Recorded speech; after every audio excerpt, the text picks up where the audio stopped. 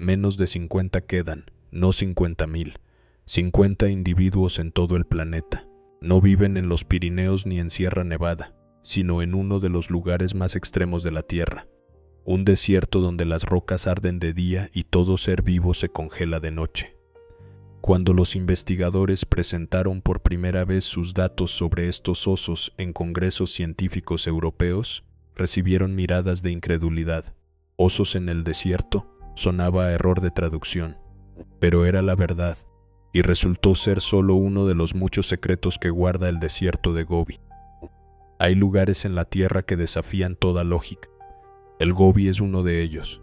Quien creció en España y piensa en un desierto quizás imagina algo parecido al desierto de Tabernas, en Almería, el único desierto verdadero de Europa, ese paisaje árido y cinematográfico que sirvió de escenario para los westerns de Sergio Leone. Pero el Gobi es algo radicalmente distinto. Es un desierto frío. De día, las piedras se calientan hasta 50 grados. De noche, la temperatura cae a 40 bajo cero. La oscilación térmica en un solo día puede ser de 35 grados. A lo largo del año, 90. Para comparar, en Madrid la oscilación anual entre el mes más frío y el más cálido ronda los 17 grados. En Barcelona, algo menos. El Gobi multiplica esa diferencia por 5. Eso no es un clima, es una prueba de resistencia que nunca termina.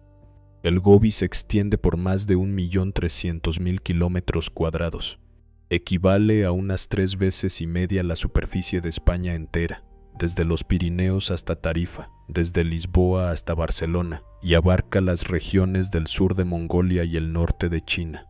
Es el 5º desierto más grande del mundo, pero la palabra desierto no cuenta ni la mitad de la historia. El Gobi es un mosaico: mesetas rocosas, llanuras cubiertas de grava, macizos montañosos, oasis dispersos. Solo el 5% de su superficie son dunas de arena clásicas. El clima está moldeado por dos fuerzas opuestas. Al sur, el Himalaya bloquea las masas de aire húmedo y genera una sombra de lluvia. Del norte llegan vientos siberianos. El resultado, menos de 100 milímetros de precipitación al año. Para comparar, Madrid recibe en torno a 400 milímetros anuales. Valencia, unos 450. Incluso la seca Almería supera los 200. En el Gobi, el agua no es un recurso, el agua es una moneda. Desde el punto de vista geológico, el Gobi es un antiguo fondo marino elevado hace millones de años. La tierra guarda memoria de tiempos en que las olas rugían y la vida tropical hervía. Esta memoria quedó preservada en la roca. Los paleontólogos encuentran aquí algunos de los yacimientos de fósiles de dinosaurios más ricos del mundo. Huesos de Protoceratops, huevos de Oviraptor, esqueletos de Velociraptor. Pero el Gobi no es un museo muerto, es un ecosistema vivo. Y precisamente aquí, bajo estas condiciones imposibles, viven criaturas que no se encuentran en ningún otro lugar del planeta. Empecemos por los cimientos, por aquello sin lo cual todo lo demás sería imposible. Quien creció en España piensa en plantas y ve bosques de encinas en Extremadura, pinares en Castilla, robledales en el País Vasco, naranjos en Valencia, olivares en Andalucía.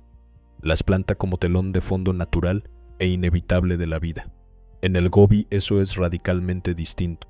Aquí las plantas no son decorado, son la estructura portante sin la cual todo se derrumba. El saxaul es un árbol que no parece un árbol, de 2 a 8 metros de altura, casi sin hojas, solo escamas que reducen la evaporación al mínimo. El tronco está cubierto de corteza gris verdosa, las ramas son nudosas y retorcidas. El verdadero milagro se esconde bajo tierra. El sistema de raíces llega hasta 30 metros de profundidad y atraviesa capas de grava y arena en busca de agua subterránea. La madera del saxaul es tan densa que no flota en el agua y arde casi sin humo. Durante siglos fue el combustible más importante para los nómadas de la región. Pero la importancia ecológica del saxaul supera con creces su valor como combustible. Sus bosquetes son el bosque del desierto, un microclima, sombra, protección contra el viento, retención de humedad en el suelo. Quien conoce los bosques de pinos de la Sierra de Guadarrama, los hayedos del Pirineo o los alcornocales de Andalucía, entiende de forma intuitiva lo que significa que un bosque desaparezca. En el Gobi, la pérdida del saxaul es aún más dramática porque no hay sustituto. Las raíces y los brotes jóvenes sirven de alimento a los camellos salvajes y a los osos del desierto. Las semillas alimentan a los roedores, que a su vez alimentan a los depredadores. Las raíces previenen la erosión al fijar las arenas móviles, algo que en España conocemos bien, donde la desertificación avanza en amplias zonas de Murcia, Almería y el sureste peninsular. Junto al saxaul crecen matas de hierba dura, la base de la alimentación de los ungulados salvajes. Entre las piedras se esconden arbustos espinosos bajos, cada uno de los cuales retiene una gota de humedad. Las plantas del Gobi no proclaman su presencia a gritos, susurran, pero sin ese susurro, el desierto sería una zona de muerte absoluta. Cuando el sol se pone y la temperatura cae rápidamente, el desierto despierta de otra manera. De cuevas y grietas entre rocas emergen los habitantes más numerosos y discretos del Gobi, los pequeños mamíferos. El jerbo parece un pequeño canguro del desierto. Las patas traseras son desproporcionadamente largas. La cola con su penacho actúa como timón en saltos de hasta 3 metros. Un animal adulto pesa entre 50 y 80 gramos, menos que un smartphone. Aún así, el jerbo alcanza velocidades de hasta 25 kilómetros por hora. Nunca bebe agua. Obtiene toda la humedad que necesita de semillas y raíces. Sus riñones producen una orina tan concentrada que la pérdida de agua se reduce al mínimo. En los zoológicos españoles, en el Zoo de Madrid, en el Zoo de Barcelona, en Biopark Valencia, el jerbo es un animal de exhibición muy popular entre los niños. En el Gobi es un eslabón indispensable de la cadena alimentaria, la presa principal de depredadores nocturnos como búhos, zorros y pequeños félidos. Entre las piedras vive la pica de Dauria, un pequeño pariente de la liebre con orejas redondeadas. Las picas viven en colonias, y su característico silbido es una señal de alerta para todo el grupo. En verano acumulan reservas de heno, recogen hierba, la secan sobre las piedras y crean provisiones invernales de varios kilos de masa seca. Quien conoce la cultura rural española, el trabajo en los campos de Castilla, las tradiciones ganaderas de la meseta o los cortijos andaluces, entiende estrategia de inmediato. Guardar para el invierno lo que el verano ofrece, solo que la pica lo hace sin herramientas y sin previsión meteorológica. El hámster enano de Roborovsky, el hámster más pequeño del mundo, con 20 a 25 gramos. No hiberna ni siquiera con heladas. La liebre de Tolai es la liebre autóctona con orejas enormes que actúan como radiadores y enfrían la sangre en el calor. Una solución elegante que recuerda a la arquitectura bioclimática tradicional de las casas del sur de España, diseñadas para gestionar el calor extremo. Todas estas criaturas son ingenieros del ecosistema. Sus madrigueras airean el suelo, sus reservas alimentan a otros. Sin ellas, la pirámide de vida del Gobi se desmoronaría. Pero los verdaderos símbolos del Gobi son los grandes mamíferos cuyo destino pende de un hilo. El Masalay, el oso fantasma del desierto. En lo más profundo de la noche, cuando la temperatura cae a 30 bajo cero, una solitaria figura oscura se mueve entre los bloques de roca. Es el oso pardo del Gobi, la única población de osos del mundo completamente adaptada a la vida en el desierto. Una subespecie del oso pardo, pero notablemente más pequeña que sus parientes de los bosques. Los adultos pesan entre 90 y 140 kilogramos. En España, el oso pardo sobrevive en pequeñas poblaciones en los Pirineos y la Cordillera Cantábrica, en Asturias, Cantabria y Galicia. Una recuperación frágil y emocionante que cualquier español que siga las noticias de medio ambiente conoce bien y que muestra lo difícil que es la convivencia entre el oso y el ser humano. En el Gobi, el Masalay está aún más lejos del equilibrio, no solo geográficamente, sino en su adaptación a un mundo que, en principio, no está pensado para los mamíferos. El pelaje del Masalay es largo, de color marrón claro con un brillo dorado, un camuflaje perfecto entre la arenisca y la hierba seca. Las patas son anchas, las garras largas y aptas para cavar en suelo duro. Los Masalays viven exclusivamente en las montañas del suroeste del Gobi, en la reserva del Gran Gobi. Su área de distribución se limita a cañones estrechos y manantiales escasos. Y aquí está la verdadera tragedia. No quedan más de 50, quizás 30 o 40. El número exacto se desconoce. Estos osos son tan esquivos que incluso los científicos consideran un encuentro con ellos un golpe de suerte extraordinario. El 90% de la dieta del Masalay es de origen vegetal. Desentierra raíces de saxaul, busca bayas escasas, excava bulbos de plantas silvestres. Con sus poderosas garras rompe piedras para encontrar larvas de insectos. En primavera, si tiene suerte, encuentra los restos de ungulados muertos. Cuando el oso excava la tierra en busca de raíces, airea el suelo y crea condiciones para la germinación de semillas. Sus excrementos dispersan semillas a grandes distancias. El Masalay es un indicador de la salud de todo el ecosistema. Si él sobrevive, el desierto aún vive. Pero sobrevivir es un esfuerzo titánico. El mayor problema es la escasez de agua. En el hábitat de los Masalays hay muy pocas fuentes permanentes, y los osos recorren decenas de kilómetros entre ellas. El segundo problema es el aislamiento. La población es tan pequeña que la diversidad genética disminuye y aumenta el riesgo de defectos congénitos. El tercer problema es el cambio climático, un tema que en España conocemos de primera mano. Las olas de calor cada vez más intensas, las sequías prolongadas en Cataluña y Andalucía, las inundaciones como las de Valencia en 2024. En el Gobi, el cambio climático hace que un desierto ya de por sí inhóspito sea aún más. Un proyecto especial de conservación ha instalado depósitos de agua en los hábitats de los osos y ha equipado a algunos animales con collares GPS. Cada cría de oso que nace es un pequeño milagro y una gran esperanza. El camello salvaje, el camello bactriano salvaje, es otro símbolo del Gobi. No es un animal doméstico asilvestrado, sino una especie biológica independiente, genéticamente distinta de sus parientes domesticados. De estos camellos quedan apenas unos 1.400 individuos. La Unión Internacional para la Conservación de la Naturaleza los clasifica como en peligro crítico de extinción. Externamente son más esbeltos que los camellos domésticos. Las jorobas son más pequeñas y puntiagudas, las patas más largas, el hocico más estrecho. La altura a la cruz es de 180 a 200 centímetros. El peso de 300 a casi 700 kilogramos. En invierno los cubre un pelaje denso que en primavera cae a mechones. El superpoder del camello salvaje es su termorregulación. Soporta un rango de 40 bajo cero a 50 sobre cero. Su cuerpo puede calentarse durante el día evitando sudar, para enfriarse de noche y ahorrar agua. Puede beber agua salada que mataría a la mayoría de los mamíferos. Sin agua, el camello puede sobrevivir varias semanas, perdiendo hasta el 40% de su peso corporal y recuperándolo en una sola sesión de bebida. Los camellos viajan en grupos de 6 a 30 animales y recorren 30 a 40 kilómetros diarios.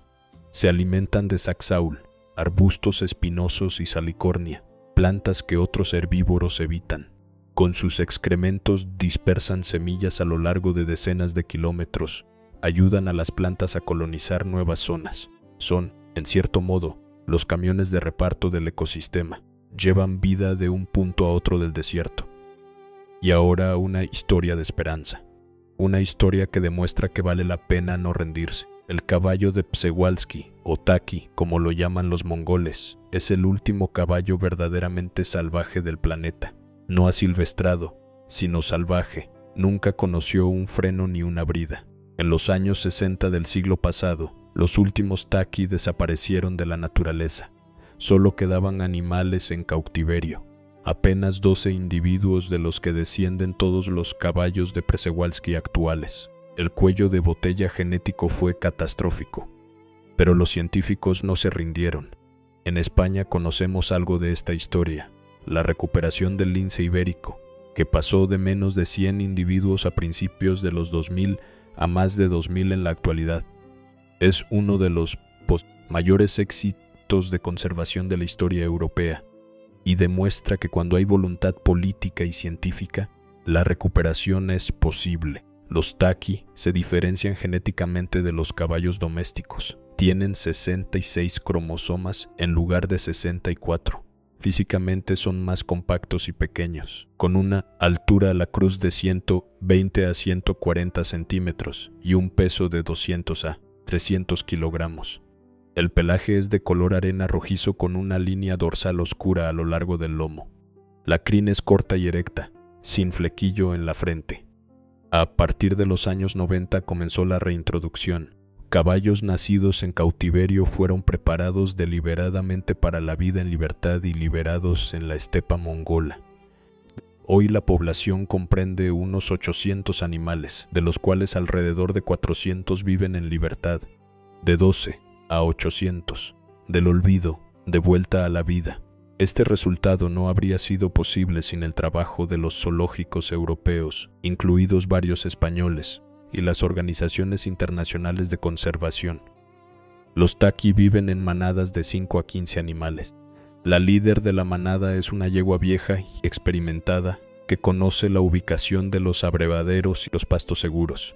Pastan hasta 16 horas al día y recorren 15 a 20 kilómetros en busca de hierba y agua. Su pastoreo evita que la estepa sea invadida por arbustos y mantiene la diversidad de gramíneas. Los cascos hunden semillas en el suelo. El estiércol fertiliza la tierra y sirve de alimento a los escarabajos, que a su vez alimentan a las aves y los lagartos. En España, el debate sobre el pastoreo extensivo como herramienta de conservación es muy actual. La ganadería ovina y caprina tradicional en Extremadura, Castilla o Aragón mantiene paisajes de dehesa y estepa que sin ella desaparecerían. En el Gobi, el principio es el mismo, pero llevado a sus límites más extremos. Los depredadores del Gobi no son simples asesinos, son reguladores, sanitarios, arquitectos del equilibrio. El leopardo de las nieves, o Irbis, vive en el norte del Gobi, donde el desierto se encuentra con los macizos montañosos. Su pelaje es una obra maestra del camuflaje, denso, gris humo con grandes rosetas negras, que se confunden a la perfección con las rocas. Longitud del cuerpo es de 100 a 130 centímetros y la cola añade otros 80 a 100 centímetros más. Sirve como órgano de equilibrio al saltar y como manta al dormir en el frío. El peso de los adultos oscila entre 35 y 55 kilogramos. Las patas son desproporcionadamente anchas, raquetas de nieve naturales. El Irbis caza al amanecer y al anochecer y realiza saltos de hasta 15 metros en paredes de roca casi verticales. En el Gobi viven unos 1000 leopardos de las nieves de los 4500 a 7500 que quedan en el mundo. El Zoo de Madrid y el Zoo de Barcelona participan en programas europeos de cría en cautiverio de esta especie. Una conexión directa, desde España, con uno de los felinos más amenazados del planeta. El lobo del Gobi es un cazador social de las llanuras, una subespecie asiática del lobo gris, más pequeña que sus parientes del norte. Un macho adulto pesa entre 25 y 40 kilogramos. En España, el lobo ibérico es protagonista de uno de los debates más apasionados de la política medioambiental. Su protección en toda la península desde 2021 ha enfrentado a ganaderos y ecologistas, a comunidades rurales de Castilla y León con el gobierno central. En el Gobi, el lobo vive en condiciones completamente distintas sin ese conflicto humano. Manadas de 3 a 8 animales persiguen gacelas, marmotas y liebres. Unos acosan a la presa, otros bloquean las rutas de escape. En condiciones de escasez de agua, los lobos obtienen mayor parte de su hidratación de la sangre y los tejidos de sus presas. Los restos de sus cacerías alimentan a zorros, cuervos, buitres y escarabajos carroñeros. El Corsax es un zorro de estepa del tamaño de un gato grande, de 2 a 4 kilogramos, con pelaje gris plateado y orejas enormes. Caza roedores, lagartos e insectos. El manul es un gato salvaje con el pelaje más denso de todos los félidos, hasta 9000 pelos por centímetro cuadrado de piel. Es una de las especies de gatos más antiguas que aún existen. Su línea evolutiva se bifurcó hace 12 millones de años. Es del tamaño de un gato doméstico, pero un cazador de una seriedad mortal. No corre rápido, sino que se arrastra, permanece inmóvil y luego ejecuta un salto fulminante. En el Zoo de Barcelona y en otros parques zoológicos españoles, el manul despierta fascinación entre el público. En el Gobi es un componente indispensable del ecosistema. El cielo sobre el Gobi parece vacío, es una ilusión. El águila real es el mayor depredador emplumado del Gobi, con una envergadura de 2 a 2,5 metros y un peso de 4 a 7 kilogramos. Caza desde alturas de 200 a 300 metros. Puede detectar una liebre a 3 kilómetros de distancia y lanzarse sobre su presa a velocidades de hasta 320 kilómetros por hora. En España, el águila real es una especie emblemática que habita desde Sierra Morena hasta los Pirineos, desde los montes de Toledo hasta las sierras béticas, una de las rapaces más poderosas de nuestra fauna. En el Gobi es el soberano cotidiano del cielo. En la cultura mongola, el águila real ocupa un lugar especial. Desde hace siglos, los cazadores kazajos utilizan águilas reales amaestradas para cazar, una de las alianzas más antiguas entre el ser humano y un ave rapaz. Cuando el águila real duerme, el búho real entra en escena. Su envergadura alcanza hasta 180 centímetros, su peso hasta 3 kilogramos. Sus enormes ojos anaranjados ven en la oscuridad, y las plumas con bordes deshilachados garantizan un vuelo absolutamente silencioso. En España, el búho real es el mayor búho de Europa y habita en roquedos y cortados de toda la península, en las hoces del Duero, en los picos de Europa, en las sierras de Andalucía. En el Gobi, el águila real y el búho real ejercen juntos presión sobre las poblaciones de roedores las 24 horas del día. La ganga es un ave del tamaño de una paloma con una adaptación única. Las plumas del vientre absorben agua como una esponja. Cada día, las gangas vuelan 50 a 100 kilómetros hasta las fuentes de agua. Empapan su plumaje y regresan con los polluelos, que succionan el agua directamente de las plumas de sus padres. Observando los vuelos de las gangas al amanecer, los nómadas podían determinar dónde había agua en un radio de 100 kilómetros. Ese conocimiento significaba a veces la diferencia entre la vida y la muerte. Bajo las piedras y en la arena se esconde vida que es fácil pasar por alto. La gama es un pequeño lagarto de cuerpo redondeado. Cuando la temperatura de las rocas supera los 60 grados, se entierra en la arena y deja solo los ojos al descubierto. Las agamas cambian de color según la temperatura. Con el calor se vuelven más claras y reflejan los rayos del sol. Con el frío, más oscuras y absorben el calor. La boa de arena mide de 40 a 80 centímetros y caza bajo la superficie de la arena detecta las vibraciones de los roedores en movimiento.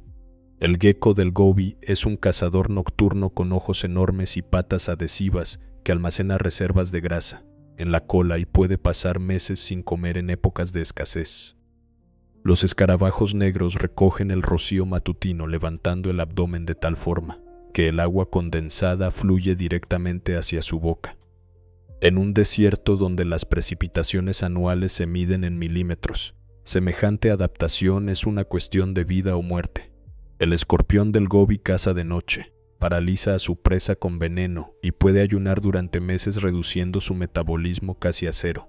Hormigas, arañas, saltamontes, polillas nocturnas. Todos ellos forman la base de la cadena alimentaria. Descomponen materia orgánica y polinizan las escasas flores de las plantas del desierto.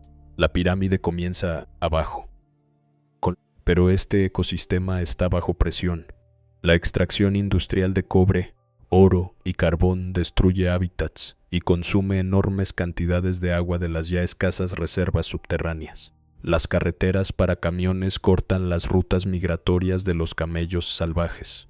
El sobrepastoreo de cabras de Cachemira arrasa la escasa cubierta vegetal. Los cazadores furtivos matan masaláis por su vesícula biliar, leopardos de las nieves por sus pieles y camellos salvajes por su carne. Y aquí hay algo que nos toca directamente.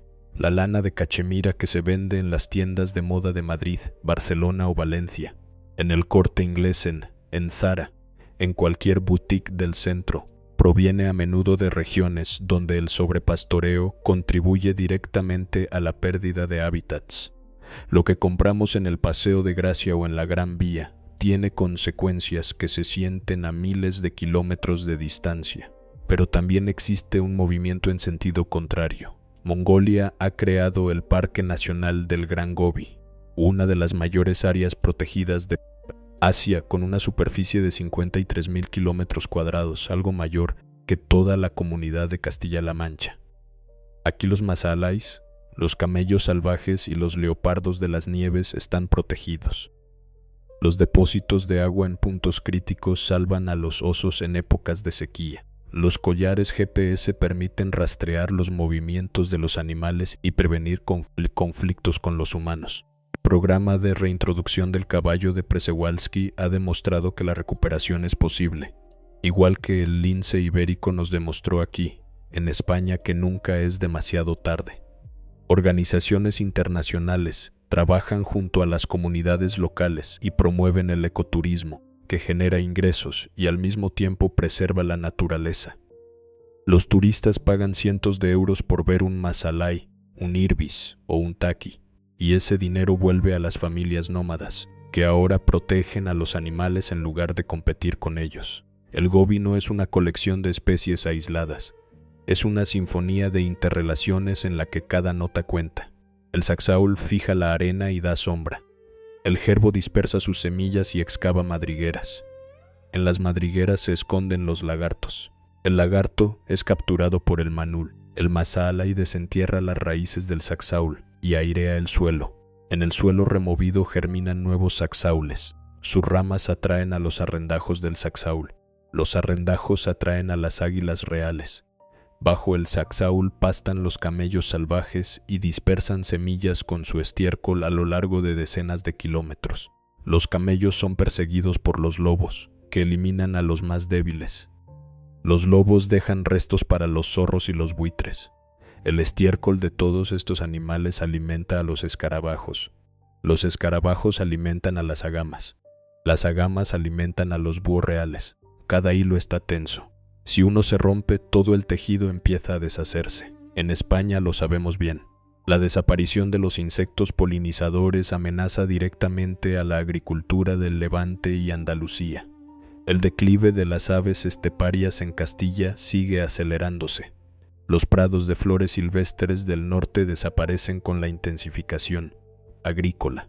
Cuando un eslabón de la cadena se rompe, los demás lo siguen. 50 masaláis, 1.400 camellos salvajes, 400 caballos de Przewalski en libertad, 1.000 leopardos de las nieves en el Gobi. Estas cifras son pequeñas, pero no son cero, y la diferencia entre pequeño y cero lo es todo. El Gobi nos enseña que la vida no necesita condiciones perfectas, necesita espacio, necesita tiempo, y necesita que nosotros dejemos de destruir lo que aún queda. La próxima vez que veas una etiqueta de cachemira en una tienda de Madrid o Barcelona, que escuches hablar de una mina en Mongolia, que alguien mencione el cambio climático como algo lejano que no va con nosotros, recuerda al oso, fantasma que camina solo entre las rocas del desierto a 40 grados bajo cero. Recuerda que sobrevivió a millones de años de cambios. Lo único que no puede sobrevivir es nuestra indiferencia. Si este vídeo te llegó, compártelo. No por el algoritmo, sino porque estas historias merecen ser escuchadas. Nos vemos en el próximo.